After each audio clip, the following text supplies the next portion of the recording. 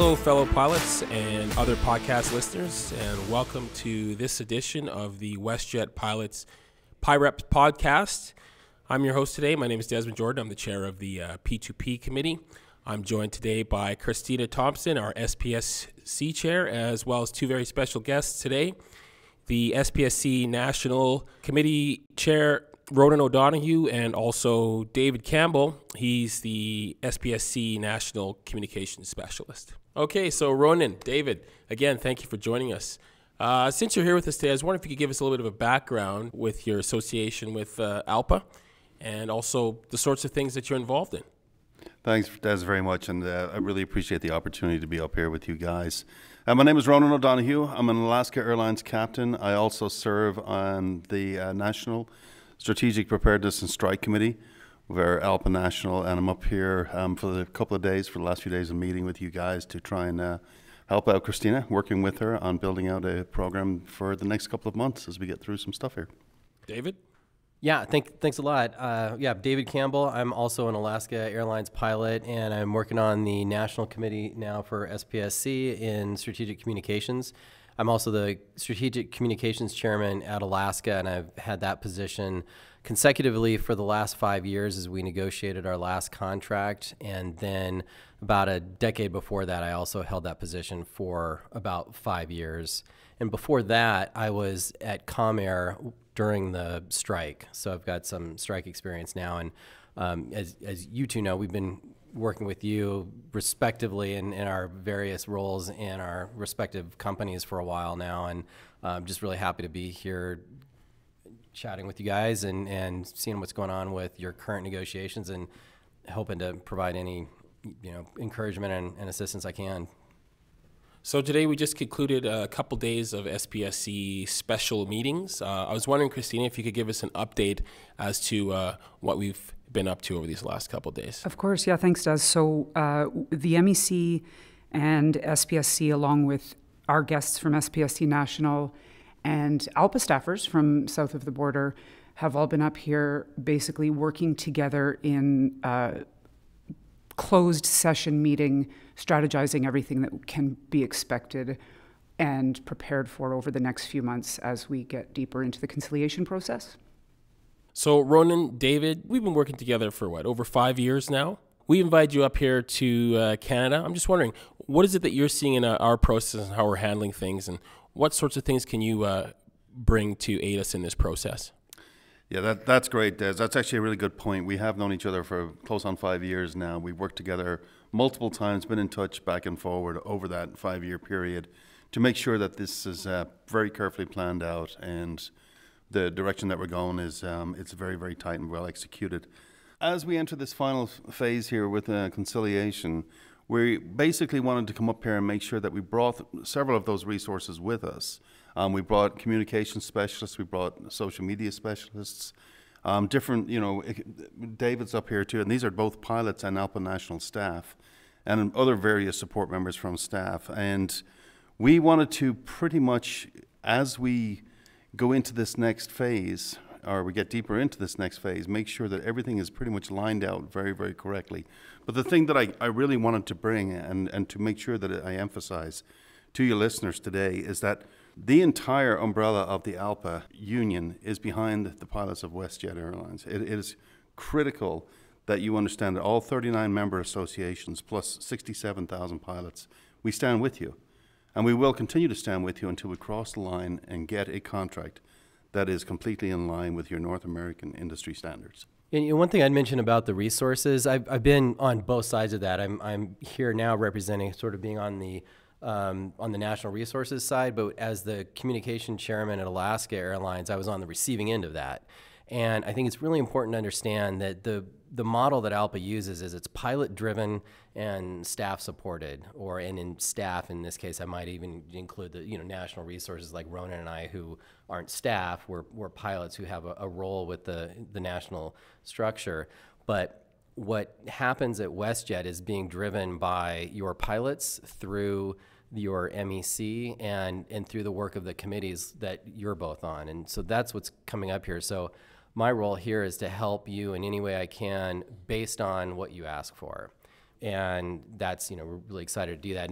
And there's lots of resources that we can pull into that help make your job more effective and help make the work that the pilot group as a whole is doing very powerful. And I think a great example of that I like to use is the economic and financial analysis that we have. We're up against companies that will make all kinds of financial statements about how the contract that the pilots are, and this is universal. I see this in every negotiation, right? That what the pilots are asking for is too much, it's too expensive, it's, you fill in the blank of exactly what that looks like. But we have very detailed analysis of the economics, and so we can look into that and get a really good sense of what are the economics, both on a local level, on a national level, and how are things at our individual companies. And so when your negotiating committee goes in there to have these discussions, they have a good sense of what the reality is, and that puts you in a much better bargaining position and a much stronger position as you're making the case for improving your contract.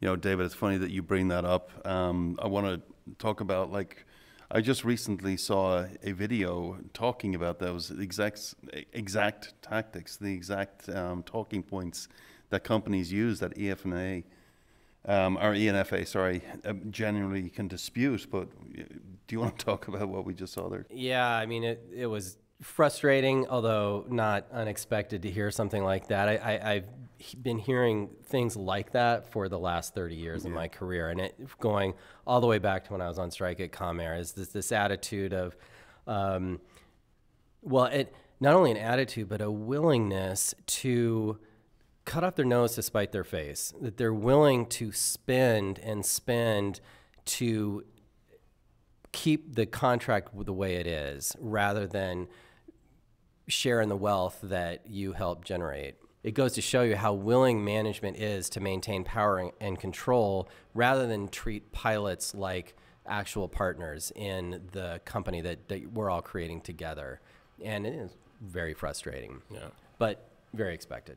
I'll give you the example. When I was on strike at Comair, had they agreed to everything that we'd been asking in our contract, the money that they were losing while we were on strike, and don't quote me on this exactly, but they overspent in lost revenue the amount of the cost of the new contract more than one time over. So what I learned from that in my early days is that these contract negotiations very often come down to power and control rather than economics.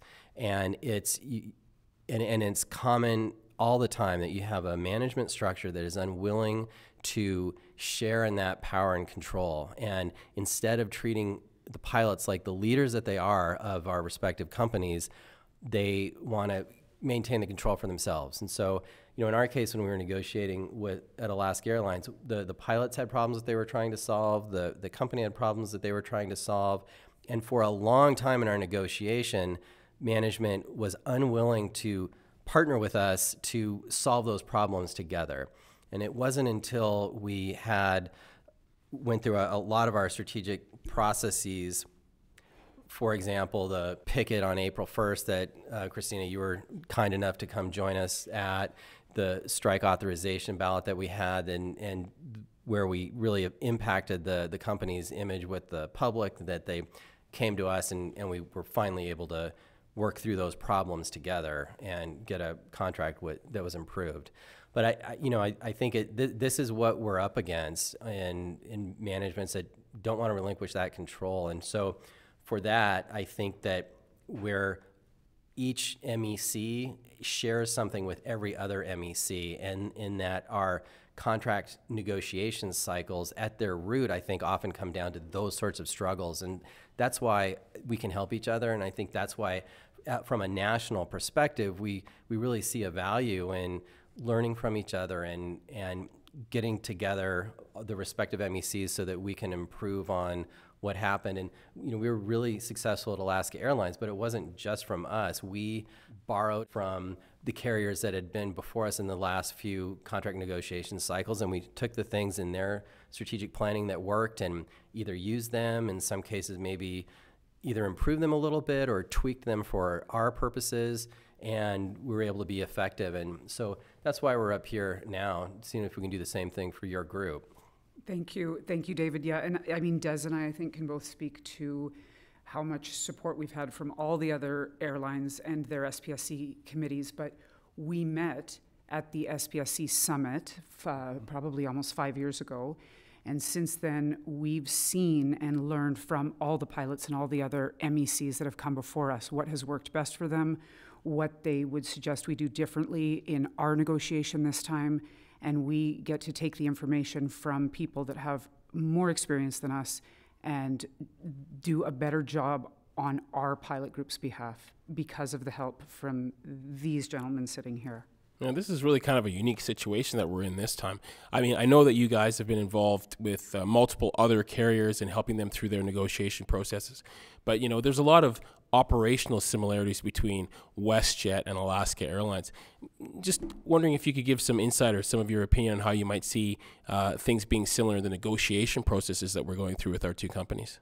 It's actually funny how similar the issues are that we were both having as pilot groups. You know, with Alaska Airlines, to go and talk about that specific case, we had mainly scope issues and job security issues we were working through, and which is pretty unanimous now. This next issue, which is scheduling flexibility and making sure that you can control your schedule. I mean, people don't understand that these are real problems for families. They involve the entire family. They involve your spouse, your kids, everybody. And then when we talk about better scheduling flexibility, it's not just I want more days off. That's what a lot of people think it is. It's really truly hitting at the nucleus of the whole family. It's critical that gets addressed. And of course, there's the pay issues too, which are always in line with what is a normal cycle. But as regards the similarities between the negotiations, you definitely have different negotiation process up here, and I think that you guys are entering the conciliation portion, which is obviously, in some ways, it brings this thing, to the forefront a lot quicker. We went on for 3 years, so there was a lot more drawn out on the property with Alaska Airlines. The one thing that, from my perspective as an SPSC member, is I just, again, and I opened with this earlier on, I'm just blown away by the pilot unity and exercising that unity as the horsepower under the negotiation committee's hood. It's critical that these guys, they're speaking on behalf of the pilots. That information is there. And negotiating committee is truly doing the work and the will of the pilots. It's their objectives, and it's truly their what they need to get this thing across the line. And David, I know you have some comments that you'd like to add to that. But before I hand it over to you, to go back to what Christina was just saying there a couple of minutes ago, about gleaning from each other and working and gathering information. When I read the strike manual update that you guys did here at WestJet, it was so impressive. It's something that I definitely want to expand upon, and as we redo some of that stuff down south, I think that you guys have set the bar on how that should look, and I think it's very impressive. So major kudos to you guys. Yeah, and I was going to mention that one of the things that's obvious is the laws are different in our respective countries, so that may have some impact on the way you go about negotiating. But what is the same, I think, is, as I mentioned earlier, you have management structures that are very similar. They have the same techniques, and the things that make pilot groups successful don't really change. It has to do with the unity of the pilot group, the coming together, collectively deciding what goals are important that you should be fighting for and working hard to achieve, and building solidarity around those shared goals among the pilots. And when they all come together, they can do great and powerful things. And I mean, the Alaska pilots were in negotiations for how long? A little bit over 3 years, 3.5 years. Yeah, and so you guys come and see our conciliation timelines under the Canada Labour Code, and we're definitely working on a much tighter and stricter timeline.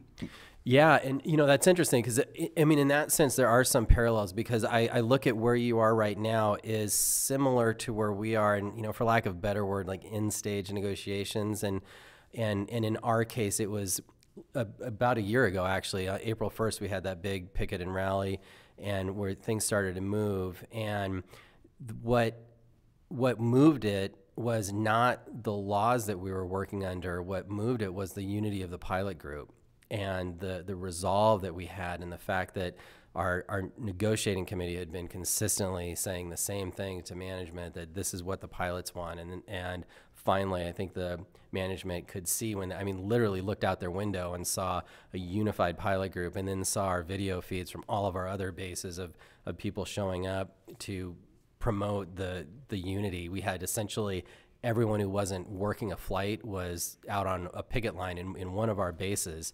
And so as I come and look at what you've done and what you've achieved, and sitting in on your meeting, you're in a very similar position that we were in terms of your pilot unity, in terms of your resolve, in terms of having goals in your contract that are completely reasonable, justifiable, and affordable by your company. And so I'm it's encouraging to see where you are in that sense. So, we've talked a lot today about strike manuals, the Strategic Preparedness and Strike Committee, a lot of talk about strike. I'm going to ask you a question I think that we probably know the answer to, but Christina, I'll start with you. Is the purpose or the objective of the Strategic Planning and Strike Committee to take this pilot group out on strike? No, Des, that is actually the absolute last thing that we want to do. We do, however, have to understand that as a pilot group, our strength lies in our unity and our resolve. And one way that we can prove to our employer that we do believe we deserve the contract that we are worthy of is by having a strong strike mandate. If you don't mind, Christina, I'd like to add to that. I think there's other things as well. As we've spent the last couple of days meeting here, and we've looked at some of the things you have placed onto the timeline.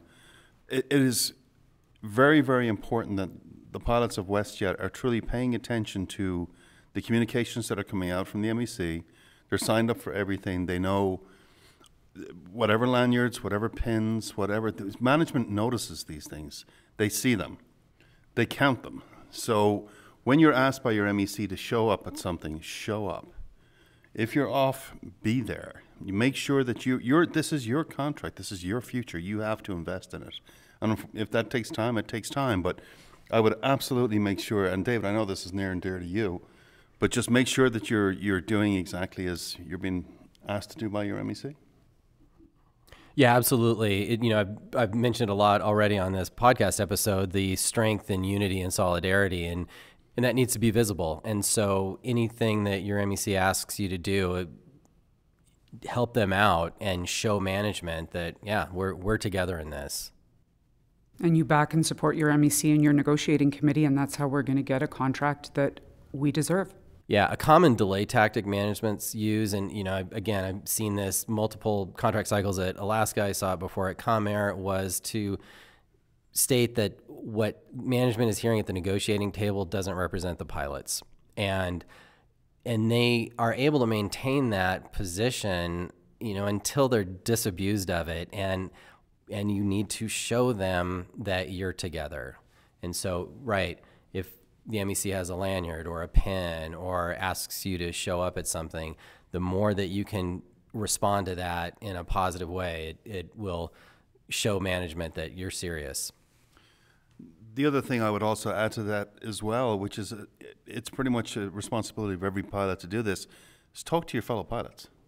Have those conversations in the flight deck. Make sure that, especially newer pilots, there's a large portion of the pilots on this property that have probably never been through this cycle and don't know and don't quite understand. And it's part of the responsibility of those of us who have been through this is to make sure that we are talking this through so guys fully get what it takes to really secure an agreement that they deserve. That's a good point, Ronan. And when it comes to some of the junior pilots that maybe don't understand what we're trying to achieve here, I think we have to, and it's important for us to communicate with them about what we achieve now will also benefit their families and their professions and careers in the future. Absolutely. The best way to avoid a strike is to be prepared for a strike. And one of the best ways of showing preparedness for a strike is through a good and strong strike mandate. So when we're called upon by our MEC to support our strike mandate, make sure that you're out there, make sure that you cast your vote, and make sure that you are there in support. Yeah, I'll add to that. I mean, the goal is not to be on strike. The goal is to improve the contract, and you need to do what you can to make that happen. And to do that, you have to find agreement with management. And if they're unwilling to agree to a contract that brings you up to a North American standard, then you start to run out of options. And so the strike is our powerful tool to make that happen. But again, it's not an ideal tool. We'd much prefer, and I'm sure it's true for your group as well, to reach an agreement outside of a strike situation. And again, if I were management, I maybe sort of flip the question a little bit. If I were management, when would I want to engage in a work action, or when would I want to draw the pilots into that fight? And it would be when they're not prepared. If they don't have a lot of confidence in their MEC, if they aren't financially prepared, if anything like that, because that's a union I can probably break as a management, and I can get them out into the strike situation where they may be a little stressed and hope that they'll cave.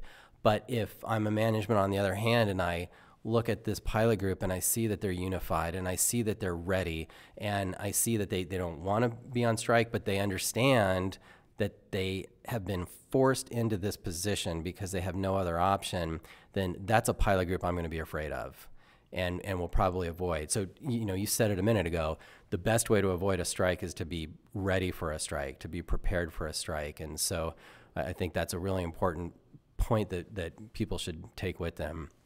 And thanks to you two and SPSC National and the solid MEC that we're working with right now, we will be ready when the time comes. Absolutely. The last couple of days have been an excellent exercise in preparedness. I'd like to take the opportunity now to say a big thank you to both you, Ronan, and David for being here. Your help has been invaluable. And to the rest of our pilot group out there that's listening, show your support, be informed, read the communications that come out, and most of all, be ready.